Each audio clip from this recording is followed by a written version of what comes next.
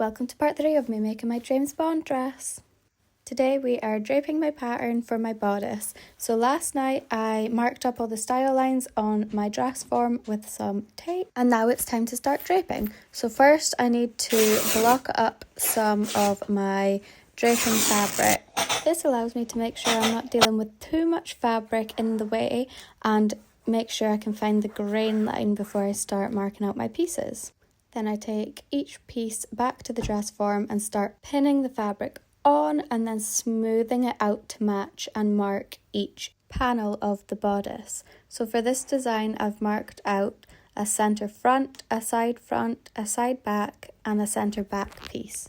The aim with draping the pattern pieces is to make sure that each panel is as smooth as it can be, so then when you take it to put onto a paper pattern, it lays as flat as possible. So it's a lot of pinning, pulling, smoothing until all of the bits of fabric fit each panel perfectly. Then you just need to mark out each panel and then trim off any excess fabric. After marking out each piece, I take it off of the dress form, lay it out flat, mark it all up with rulers to make sure everything is even and smooth, and then I trim off the hemline and the neckline and trim down the seam allowance of any vertical seams. Then I iron the seam allowance to the wrong side so that I can pin each piece back to the dress form before I move on to the next one, just to make sure that all of the seams match up.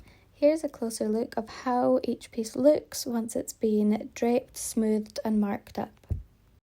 Then it's just a repetitive process of doing exactly the same thing, smoothing, pinning until everything lays perfectly and you have all of your pieces. But since this design has an asymmetrical hem, I took each piece, flipped it over to the other side and then marked along that hemline. So then when I took the pieces off, I could trace them out onto new fabric with the other side of the hemline.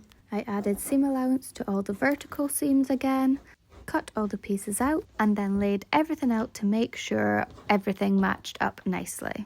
All that was left to do now was baste all of the pieces together on those vertical seams so we had one full bodice.